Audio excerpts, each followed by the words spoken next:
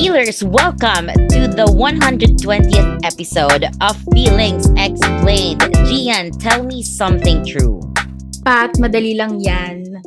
The truth is, I really want all our feelers to give us 5-star ratings every single fucking day. Char.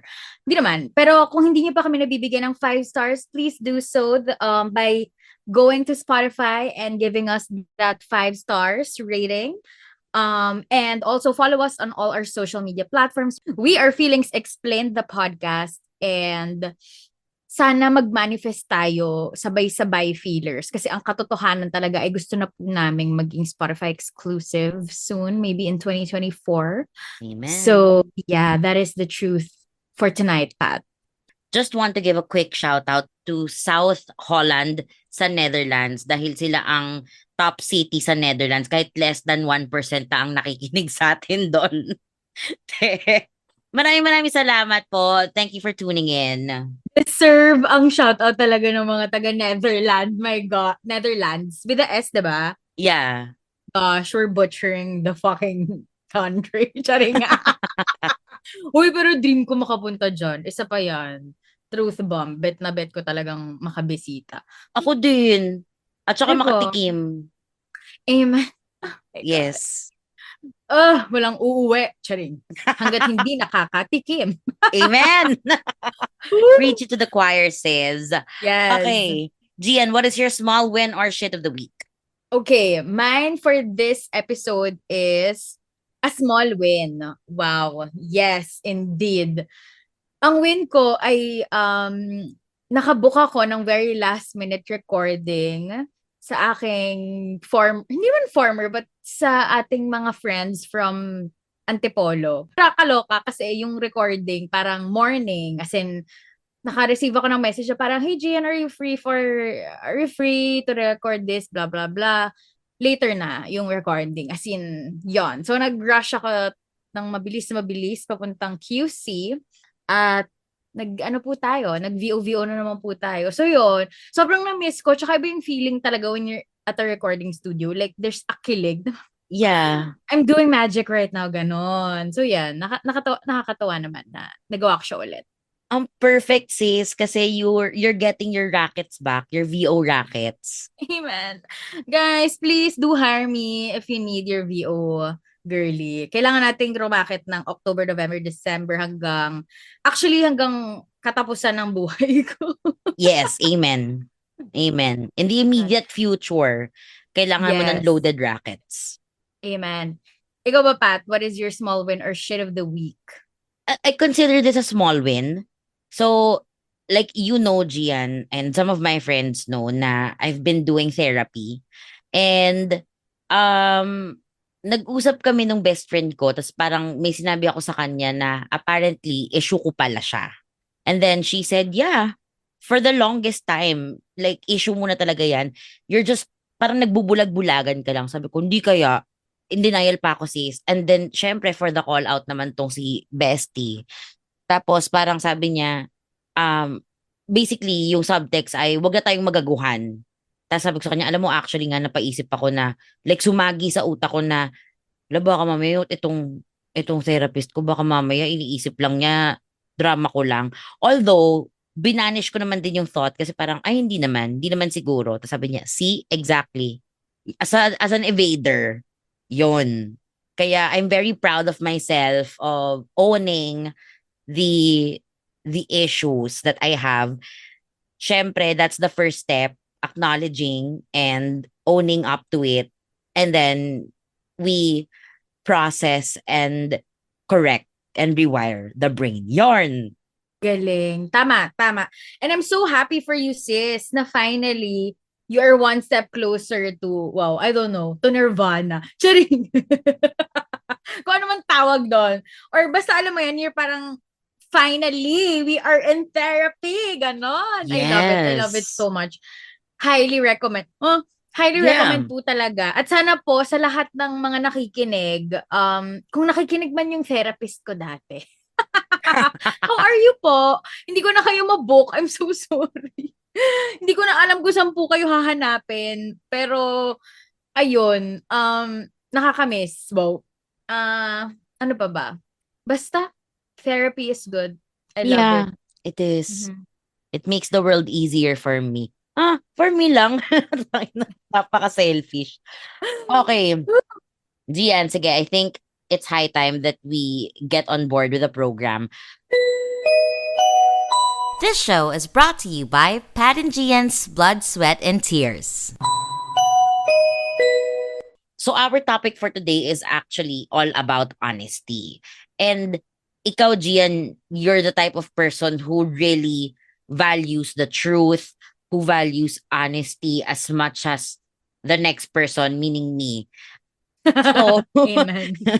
so ano yung parang pinaka, for you, like the most honest moments in your life that you truly appreciate? Fuck, what is an honest moment? Ano ba to? Parang honest moment na ginawa ko? Na, Pwedeng na honest moment. experience ko? Yeah, pwedeng honest moment mo or na-experience mo. Okay. Oo, yung parang naging honest talaga ako. Ganon. Oh, fudge. Ako siguro one thing na very parang applicable naman in my daily life or in my regular relationships like with friends and all. I think I will always parang I'm very honest. Well, I'm candid. Yun, that's the term. I'm very candid na parang if you if you're annoying, you'd feel that you're annoying. Parang ano lang siya, parang hindi ako para magpagplastikan. Yun ang sure akong honest ako na hindi talaga ako plastic. Na hindi ko sasayangan yung mga laway natin kung hindi kita gusto. Yung parang gano'n. Yung parang I Yeah. would rather not converse or engage with a person rather than fake it. Like, yung ganong pagiging fake ka, yung in that sense. Syempre may mga pagkakataon na syempre may mga kliyente ka or like in the professional setting, you really have to like adjust. Pero like, yung mga pwede mong hindi man i-escape, pero alam mo yun, yung iiwasan mo, hindi na lang, girl. Pero alam mo, girl, meron akong isang instance na very na-cringe ako. Hindi ko alam kung nakwento ko sa'yo to off-air, pero I was at a party. Hindi ko kilala masyado lahat ng guests. Okay. Tapos, dumating tong person na hindi ko talaga siya gusto. Like, bleh. Okay, gets. Ganon. As in, yeah, the green emoji na nagsusuka, that is my face when I see and feel this person's presence. And then, small talk ako. Parang, Oh my God, ayoko. yes. Hindi ko talaga siya matingnan sa mukha, girl. Kasi nga parang nandun ako sa ayoko maging peke. Pero ang sama din kasi hindi ko din alam kung yung parang yun sa pagiging honest ko masyado. Hindi ko alam kung parang paano ba ipakita na wala naman siyang ginawang hindi actually may mga ginawa siya eh. So, pero hindi niya alam na mga ginawa niya sa akin eh. Okay. Basta ganun. Yeah. Ganun So parang, hindi ko tuloy alam. So parang minsan nagiging masama tuloy akong tao kasi sa sobrang, I'm just real. No, I get what you're trying to say. Pero gets mo use. Ganun. Yeah.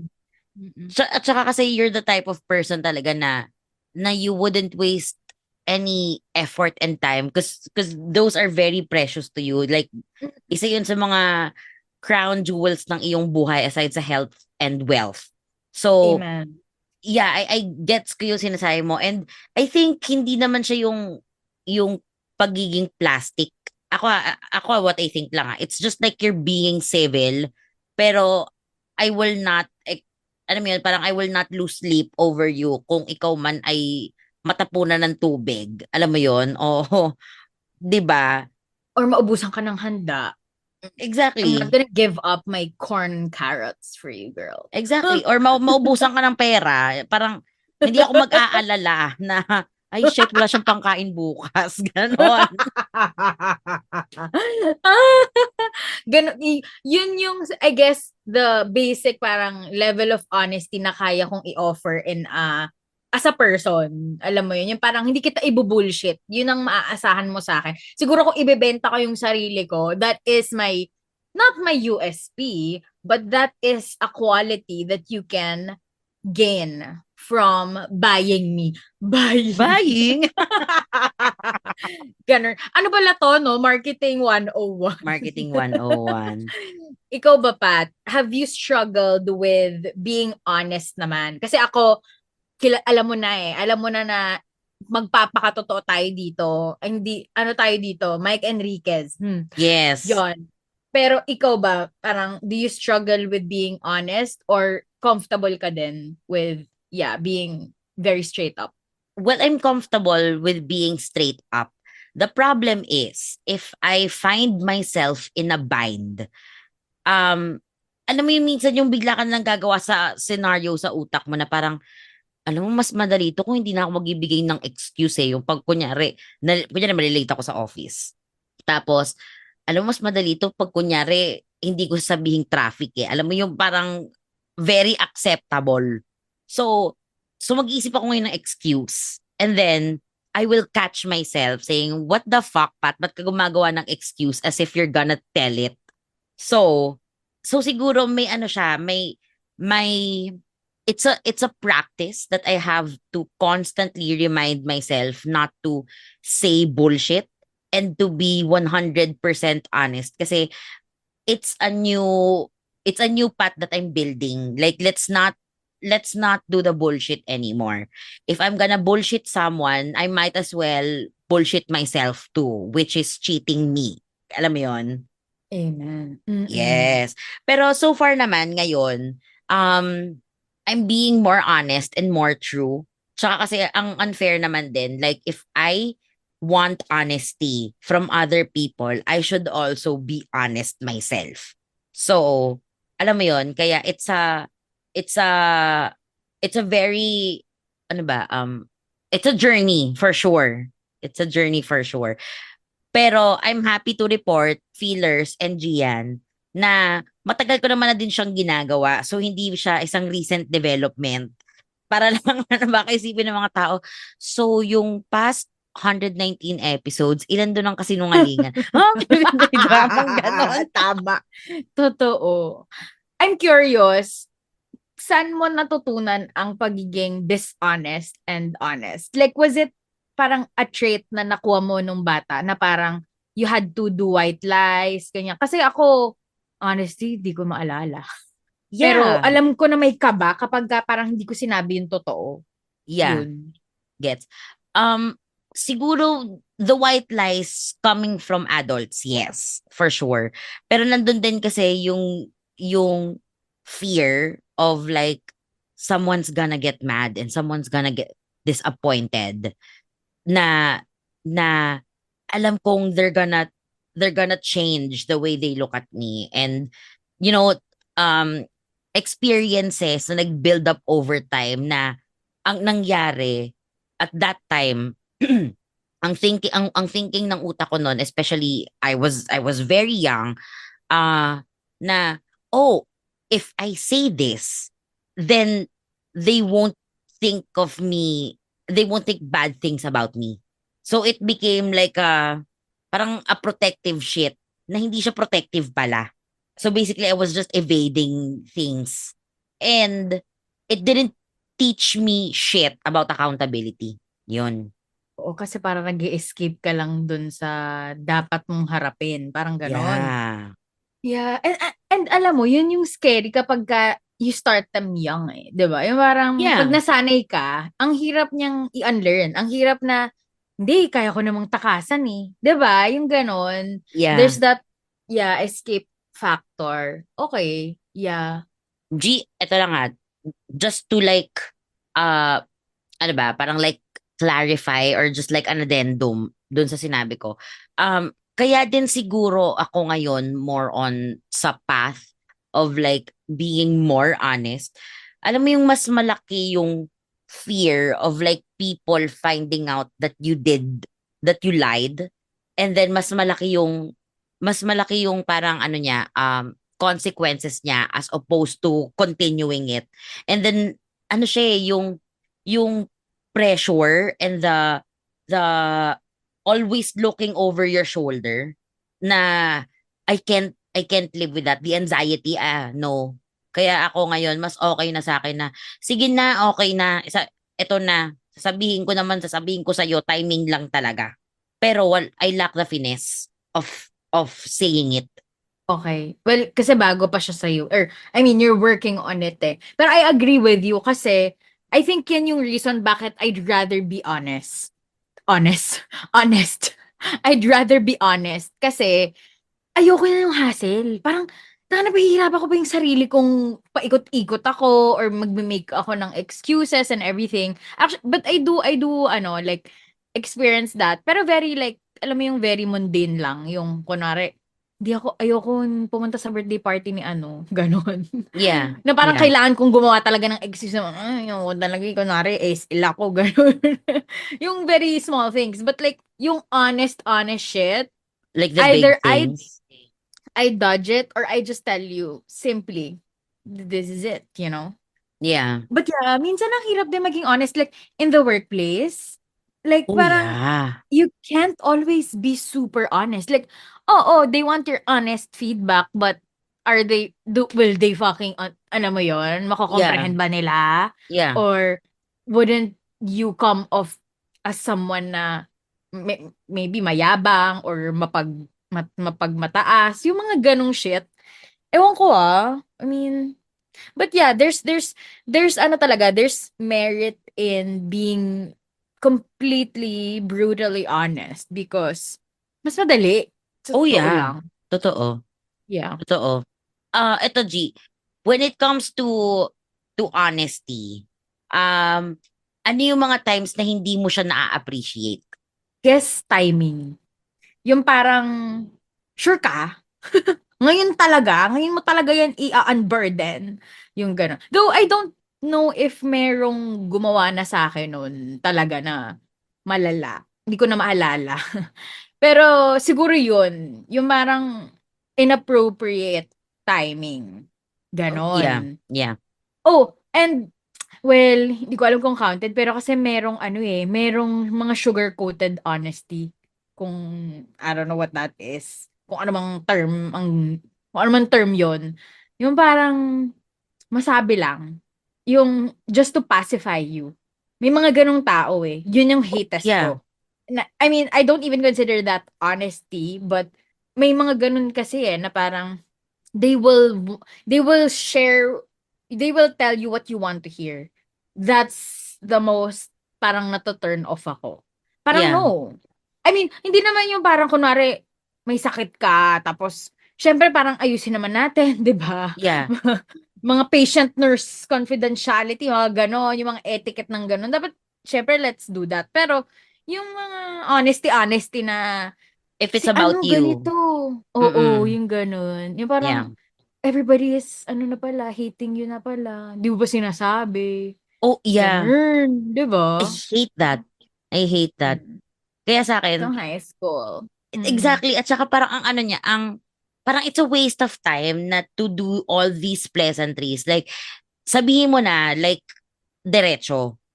Yun eh. Yun yung parang, kung importante siya at para sa or tingin mong vital information siya to me, sabihin mo na outright kasi parang hindi siya nakakatulong sa akin kung about man yung information na yon ay sa akin. 'Di ba? Yes, true. At meron pa akong naalala, yung parang mga makapag-ambag lang ng chika na yung parang yung mga taklesa lang na okay, totoo naman yung mga sinasabi niya pero parang it's not called for. Yung parang we didn't ask for your opinion sis or basta hindi siya kailangan. Yung parang gusto niya lang magyabang na alam ko to. Yung mga ganun, may mga ganun eh. Yung parang sis, di tayo close. Yung mga gano'n, yung mga, fuck that bitch. Tangin na fuck that bitch. Oo, may naaalala ko eh. Pero, basta yung parang, Yung biglang parang nagpa-trivia about someone tapos di naman kayo close. hindi.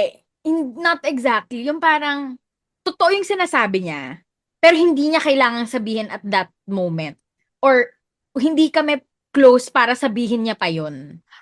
Okay. Okay, Yeah. alam mo yun, yung parang, Gets. sis, I couldn't live without knowing shit.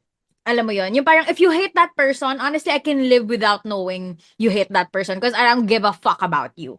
Yon. That type. Yeah.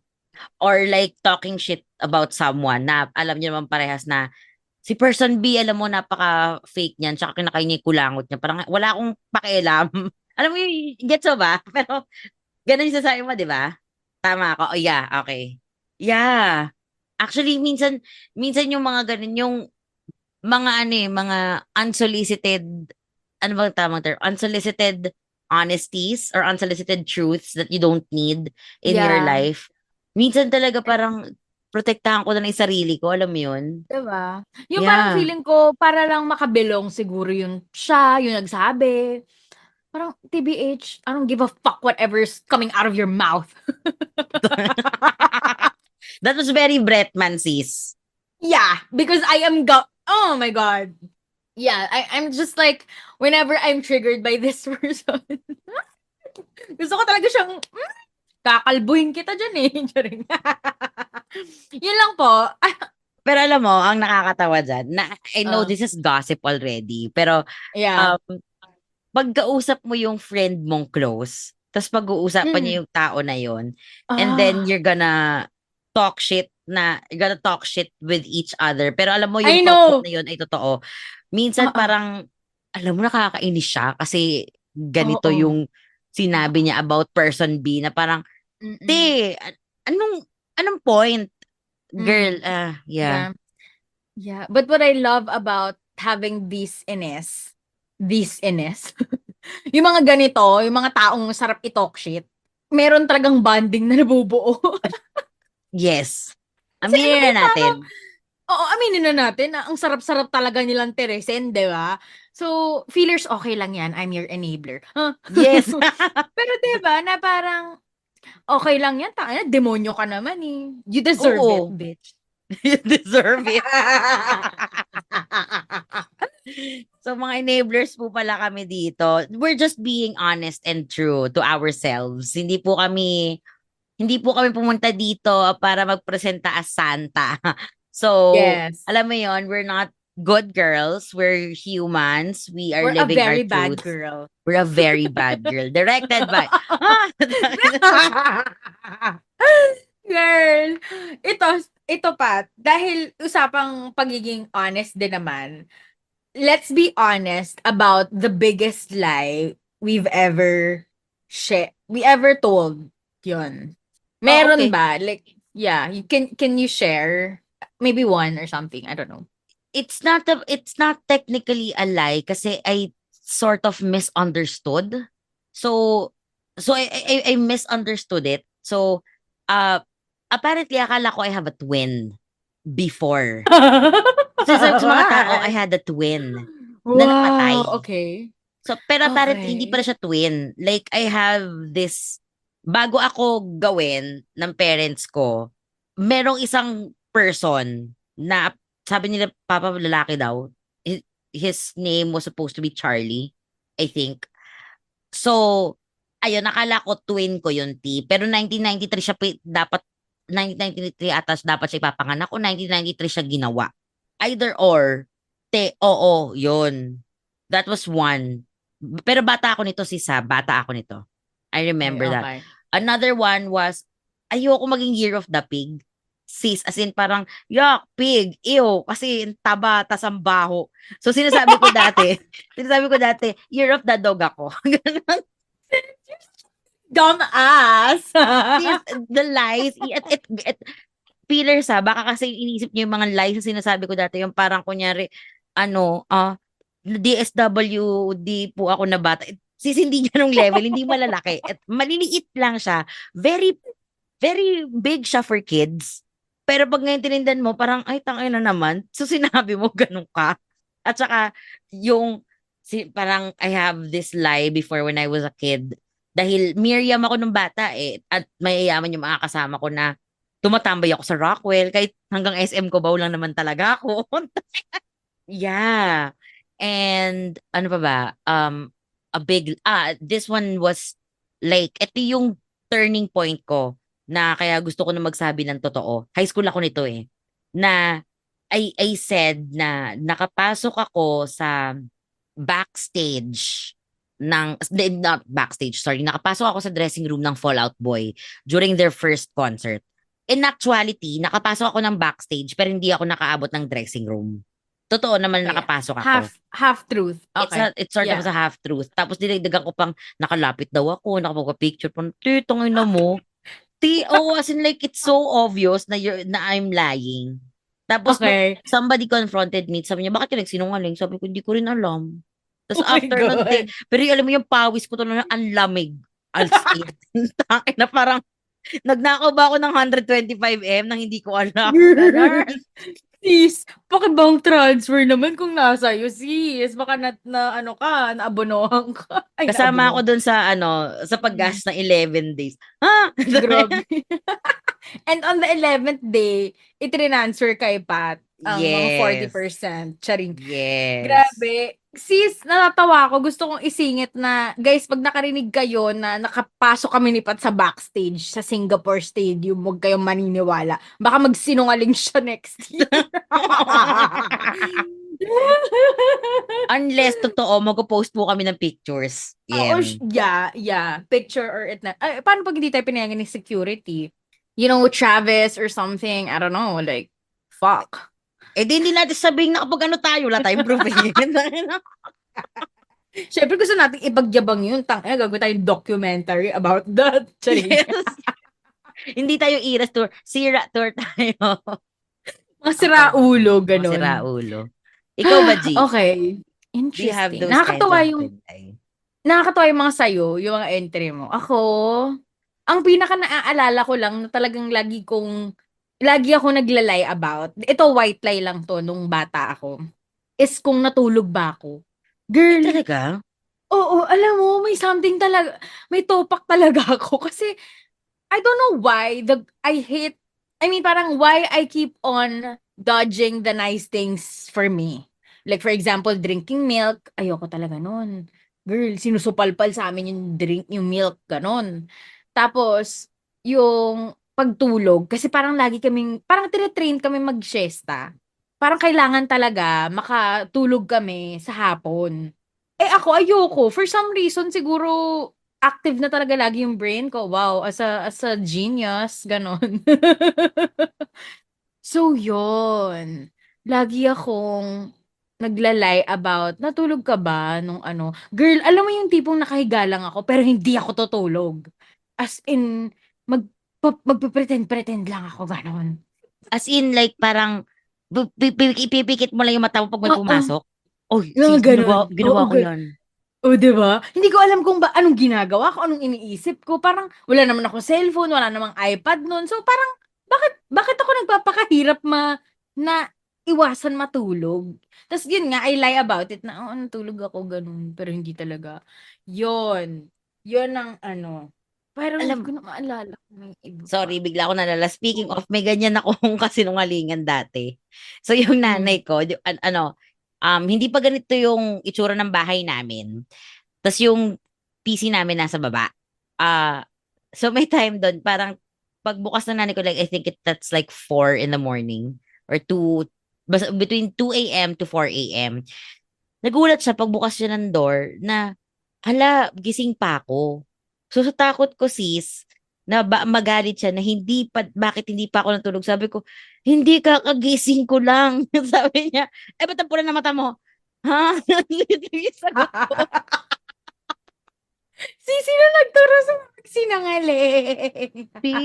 As in talaga, yung mga maliliit, feeling ko kasi nga sinasabi siya nung bata na pag hinanap ako, wala ako ha.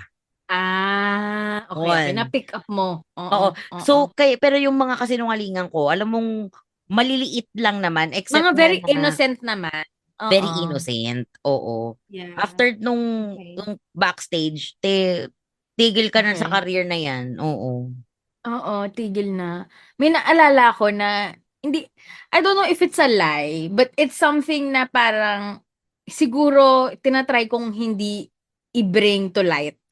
Like, kunwari, I have rich friends, and then I'm gonna meet them, kunwari, mall. But this is very rare, ha? Parang, pag sinasabi na, so how did you get here? Hindi ko sasabihin na nag-angkas ako. Seryoso? Yung nag-commute, ganon. Or sorry, parang I wouldn't particular, oh yeah, I nag-angkas ako. Alam mo yung parang, ilugar naman natin yung kahirapan natin, G. Tangina. May time and place ang pagiging honest. Girl, may ano tayo, may inaano tayong social, hindi sa nagpapanggap ako. I mean, I don't hide the fact naman na nag-aangkas ako. Pero parang may mga moments lang na kunwari tinanong na parang, so sa kagaling? Parang, paano ka nakapunta dito? Sinasabi, parang, bakit niyo ba kailangan pang itanong? Hindi, wala naman akong driver, yung gano'n. Yun lang naman yung chika ko. Pero pag kayong mga hampas lupa akong friends lang din naman, sasabihin ko, yan, nag-angkas ako, gano'n. Yeah. So, Paano selective ako, guys. Yes. So, by the way, Yun ang guys, kasama ano ko ko. sa Hampas Lupang Friends. Oh, yeah. We are hampas lupa. Yeah, we are. So, I know, G, na ikaw na-appreciate mo yung honesty. Pero meron bang isang tao na na-appreciate mo yung pagiging like completely honest niya to you? yes. Oh my God. My beshi. As in, siya yung tipong straight up na didiretsuhin ka lang talaga. Hindi niya kailangan sabihin na yung ipapamukha pa sa'yo na ang tanga mo, ganun. Hindi, walang ganun. Yung parang plain and simple na, okay, ganito. Alam mo yun, may ganun akong friend na sobrang solid na hindi niya ako pinapaikot-ikot. Tapos tatanungin niya muna, anong gusto mong marinig? Sabi ko, hindi, sige, hit me with everything you need to say. I can take it. Pag sinabi kong ganun, push na yan. Sasabihin niya na sa akin. Either mumurahin niya na ako or ganun. Pero okay lang kasi permission granted. Yeah, oo. Ganun. Nasa And lugar. that's what I like about my chosen friends. Yeah, yun. Yung parang, sis, di ako tatakbo sa'yo kung I don't trust you. Alam mo ang interesting, well, it's not interesting because it's known na honesty and truth talaga ay honesty and trust pala goes hand in hand. Kaya ang sarap minsan na ma-validate ka ng isang taong you trust and then alam mo na 100% they will not bullshit you. At saka, alam mo, bihira yung mga friends na ganon. Yung una akala Yeah. mo, like for the longest time friends kayo, tapos biglang, ay, hindi pala tayo friends. Oo. Tsaka parang makikita mo din kasi yung, parang mako-compare and contrast mo din yung relationships mo with others na, bakit pa ganito, ganito? Alam mo yun? Ayoko talaga ng mga passive people masyado. Yung parang okay lang may certain level of passive, pero parang kapag ka may usapang seryoso, parang, I think you should, di ba, parang, you need to participate. Parang ganun. And read the room, yeah. Yeah, oo. Okay, Pat. We have come to the end of this episode. Where do we go from here? Naniniwala po talaga ako, feelers, na honesty is always the best policy. Pero, we also have to understand kung kailan yung timing na yon na yes, the truth can hurt, pero minsan ilagay natin kung saan natin pwede na ilagay yung truth. Yon. Diyan ako naniniwala. Ikaw ba, Gian? Where do we go from here? Ako, I realize na that the honesty that I want, I only value it from people I value. If you don't matter to me, I don't care about your truth. I don't care about your chismis, whether it's true or not. Yon, as a petty girl, yun po talaga ang katotohanan. Wala na po akong energy para alamin lahat ng katotohanan ninyo. If you matter, amazing. Then you have a pass. But if you don't, I'm sorry, bye. Ganon. Wow, bitch na naman po siya. Pero hindi. I mean, nagpapakatotoo nga lang po tayo talaga this episode. Kasi at this point in our lives, di na talaga parang para i-accommodate lahat lahat nung mga sabi-sabi, ganon. Oh, Yung parang, yeah. diba? Always check your facts for sure. And it's very important then that we also, as people who wants honesty from others, ay ibalik din yon. Parang ganon. Ano din siya, two-way street din siya sa mga kapwa, to your teachers, alam mo yon, to dear parents. Wow, akala mo naman ang galing-galing ko. Pero, yun talaga. So, yun ang baon natin for this episode. Pero, bago tayo matapos ng totoo, I also want to encourage our feelers to share their own truths. Magsisimula ang Feelings Explained to accept letters, sentiments, or, your feelings that you want us, your resident feelers, to explain. So, how does this work? Pwede nyo kaming i-email. So, siguro para nice at para hindi tayo kalat sa Instagram, alam mo na, mas maganda mag-email po kayong mga feelers. Anything you wanna share about your experience, tapos gusto niyo ng kadamay, dadamayan namin kayo. So, the email is feelingsxplained@gmail.com. Again, that's feelingsxplained@gmail.com. You can send in your entries, and then, kapag nakakuha kami ng mga 3 letters minimum, yon, mag-aano na kami. Gagawa na kami ng episode, tapos i-consolidate namin doon, and, it's just a little something for the future episodes of Feelings, dahil ang tagal na po namin talagang naglalahad ng aming mga saloobin. I think it's time for you feelers to be on the spotlight here on Feelings Explained. That is all for me. This has been Gian. And this has been Pat. Iiwanan po namin kayo ng munting katagana. Huwag niyo pong kalimutan i-send ang inyong mga problems, ang inyong mga gustong idulog sa inyong mga resident feelers. Bye! Bye!